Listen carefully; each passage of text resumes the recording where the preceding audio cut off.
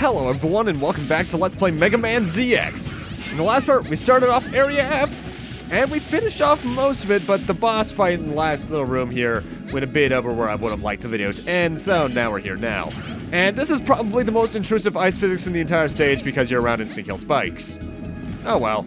Also, it occurred to me at the end of the last part after I ended it off, I forgot to mention Fistelio's full name is Fistelio the Predatoid, because I'm going over all those full names. Either way, since we're in an ice area, you can probably figure that we need to use the fire element to take him out. However, I actually want to get rid of both of the tracks for my bullets. You'll find out why during the boss fight.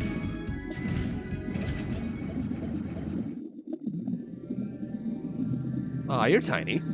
Oh my, what's that disc you've got there? I thought I told you Mavericks leave anything of importance with me. Worthless fool. I should have known you were after this data disk. Where's the rest? Oh my.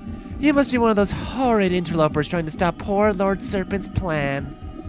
Well, I'm not telling you anything. So how do you like that?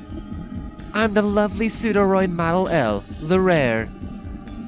I'm going to tear you apart, piece by piece. Prepare for the end, little girl. Alright, Lurrere the Abyssroid has a pretty hard not to hit weak spot, because it's her head. You need to only hit the bottom of her body, and this giant portion here can't be damaged at all, though I believe you can actually send that giant missile I just shot back at it to do some damage to it. This is why I turned off Model F's abilities, because I want to be able to do a fire attack with the overdrive on her main body and avoid her head at all costs, because I like getting level 4 victories, thank you very much. Bringing on as long a sub-tank here is pretty helpful because it's very easy to get damaged here. However, if you're not trying to get level 4 victories, Lurrere is probably the easiest pseudoroid in the game, if not the second easiest, because you can just stay to the left very easily and avoid a lot of damage. Honestly, I have had playthroughs where I go after her first, and they've worked out fairly well. Although, as you can probably tell, I'm shitting myself a little bit at this point, because I'm getting very close to defeating her, but I'm looking a little low myself. And that doesn't help. I cut it a bit close here, but I still got that level 4 victory. Oh my. Goodbye, cruel world. How could this be? Done in by a creepy little runt. Yeah, Lurrere, though, nothing too bad. I'm the biometal of the ice, Model L. Thank you for freeing me from that awful body.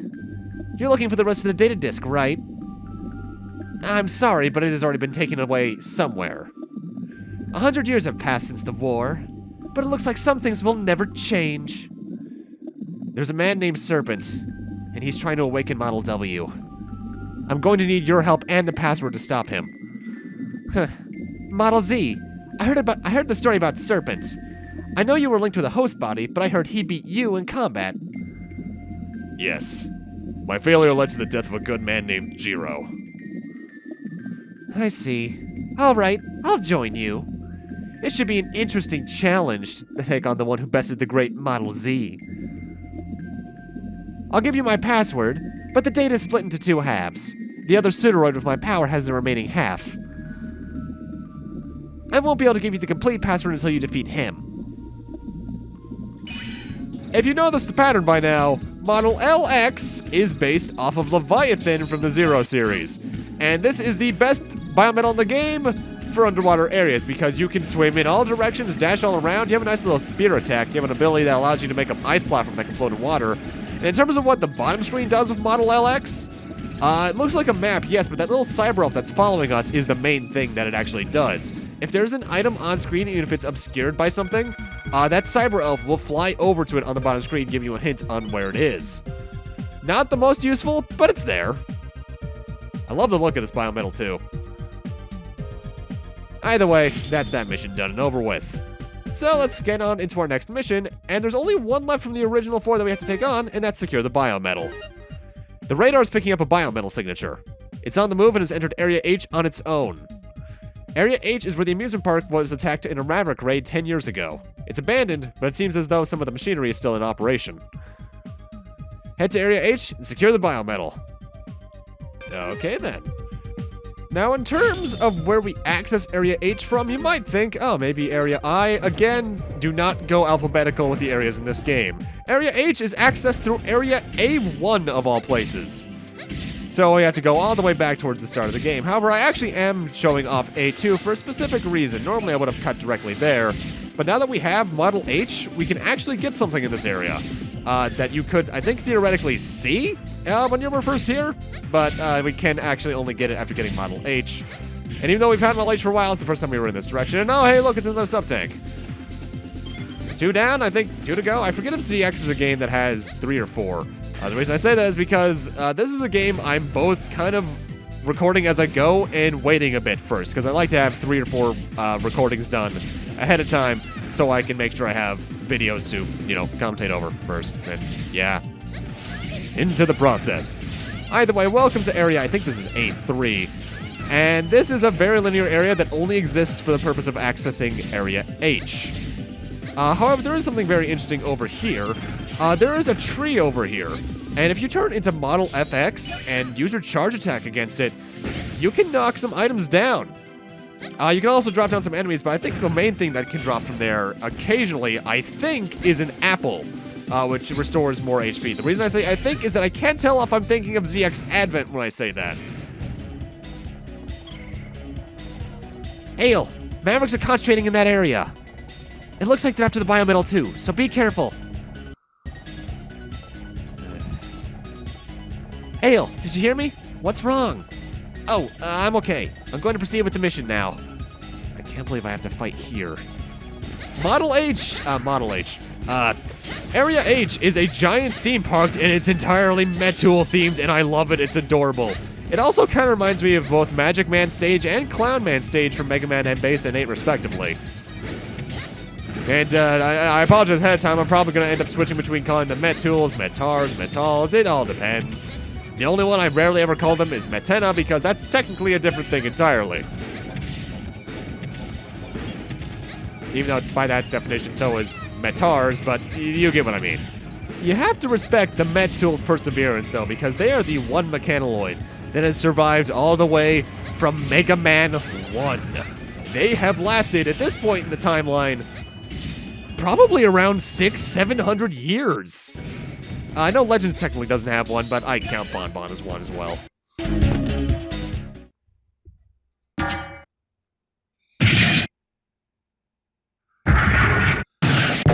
Getting Mega Man 4 flashbacks. Mini-boss for this stage is a giant-ass Metool, and this thing actually has a couple of attacks that it can do. It can either do that little dash attack thing that you dash under. It can cause some balloons to spawn, which I believe can spawn either a few different kinds of enemies, and then it just tries to jump around. This thing actually has a decent chunk of HP too. Not enough to be considered like a full boss fight, obviously, but it has enough, and it does damage, a decent chunk of damage, rather. So watch out for yourself. 3-slash combo or the jump slash is the best way to go about damaging it, though. Weird little Mega Man 4 reference, too. This isn't the one with the biometal. I wonder where it can be.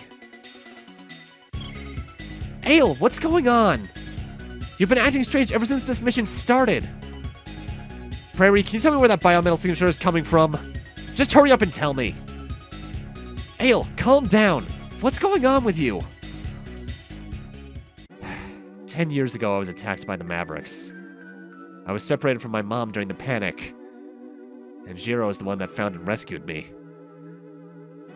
You were there 10 years ago during the Maverick raid. This place has a lot of memories for me, both good and bad.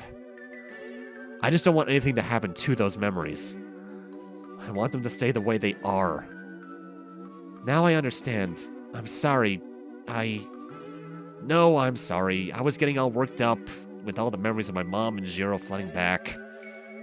Ale, please remember that you are never alone. You've got me and the other Guardians. And you've got Jiro watching over you too. We'll save this country together. Thank you, Prairie. Recommencing mission. So this is where our mother was killed 10 years ago, and oh, remember this door for later, L1. That is one of my least favorite game design decisions in this game right there. And now we're in a giant claw room. This is the part of the stage that actually reminds me more so of Clown Man stage from 8.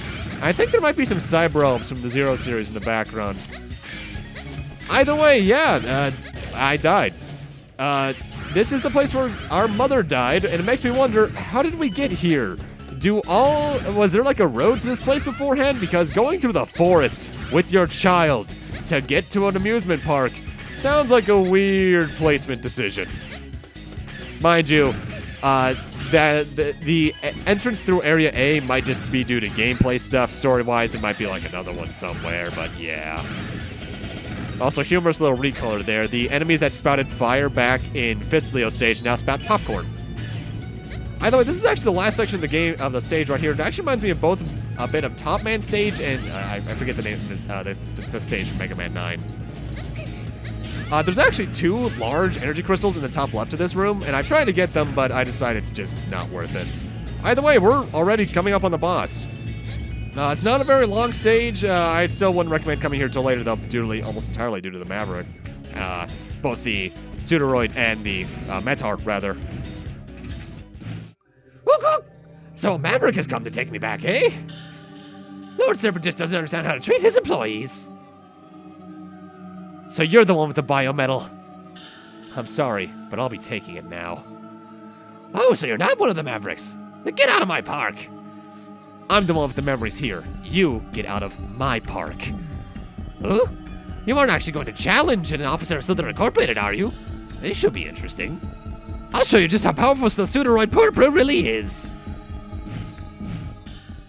Purprill the Mandroid is a fairly annoying boss in my eyes. His weak spot is his arm, so to damage him, we need to take a strategy similar to both Lurrere and High Bolt, in that we need to shoot his leg. Z-Saber, for going for a level 4 victory, is not very useful here. For the first half of the fight, he really likes to try and stick to the ceiling a lot, throwing down a lot of bombs and just trying to hit you, really. Throwing sand occasionally, I forget that even damages you. But towards the latter half of the fight is where he starts to get a bit more interesting, where he'll start revving himself up in a circle like this, and either dashing against the walls several times, bouncing all around, or dashing into one wall and causing himself to shoot out debris. The second half is much harder, especially trying to get a level 4 victory in. But yeah, this fight can be annoying, but overall, it's still the first 4 Mavericks Pseudoroids. It's nothing too bad, and if you're not going for a level 4 victory, it is pretty easy. One thing I should mention, though, a difference in dialogue with this guy before the fight in the Vent campaign is that he basically all but confirms that he's the Maverick that killed Vent and Hale's mother. No, I'm too powerful to be beaten. I'm an officer.